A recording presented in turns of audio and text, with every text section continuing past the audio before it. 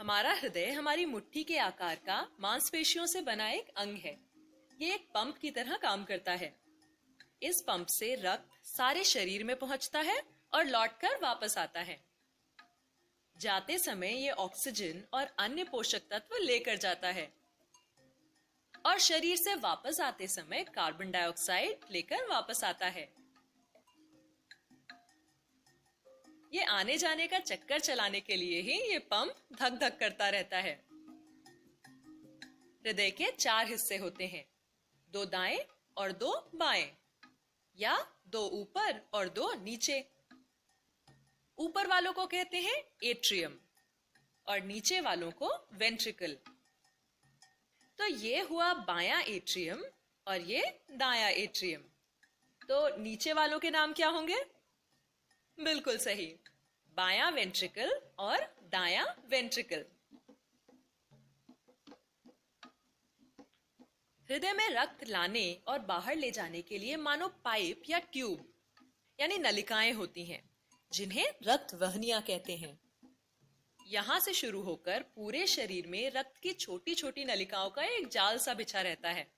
क्या तुम अंदाजा लगा सकते हो कि अगर इन सारी नलिकाओं को जोड़ दो तो कुल लंबाई कितनी होगी? 1,00,000 किलोमीटर के करीब, यानी मुंबई से दिल्ली और वापस के 50 चक्करों के बराबर। यहाँ जो नीले ट्यूब दिखाए गए हैं वो बताते हैं कि इनमें अशुद्ध रक्त है। अशुद्ध का मतलब इसमें ऑक्सीजन कम है। और शरीर के ऊपरी हिस्से यानी सर और भुजाओं से रक्त यहाँ ऊपरी ट्यूब पर आता है और पेट, पांव इत्यादि निचले अंगों से इस निचली ट्यूब में आता है। दोनों मिलकर इस दाएं एट्रियम में कम ऑक्सीजन वाला रक्त छोड़ते हैं। इस एट्रियम का सिर्फ नीचे की तरफ यानी सिर्फ एक तरफा खुलने वाला एक वॉल्व है। ऐसे और भी दरवाजे हैं, इन्हें वॉल्व कहते हैं। ये वॉल्व तभी खुलेगा जब नीचे वाला वेंट्रिकल फैलेगा।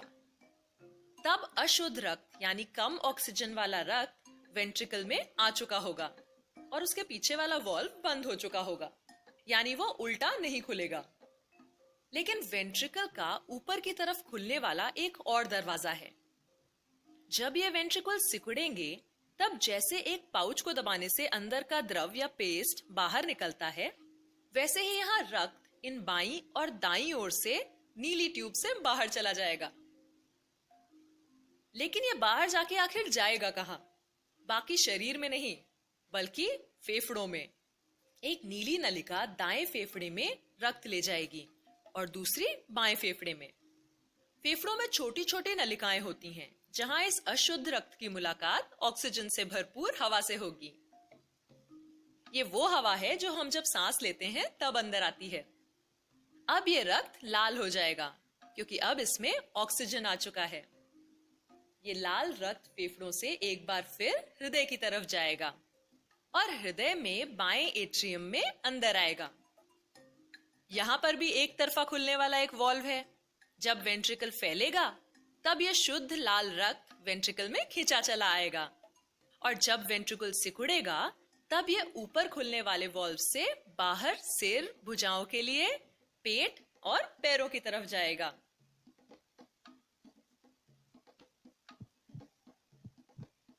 हृदय का सिकुड़ना और सामान्य हो जाना एक धक धक यानी एक धड़कन बनाता है और ये धक धक चलती रहती है।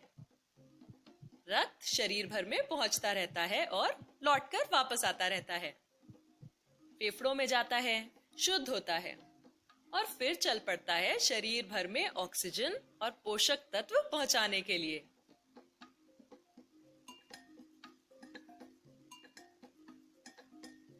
शरीर से वापस आता है कार्बन डाइऑक्साइड लेकर, जिसे छोड़ देता है फेफड़ों में। तो ये थी कहानी हमारे रक्त परिसंचरण तंत्र की।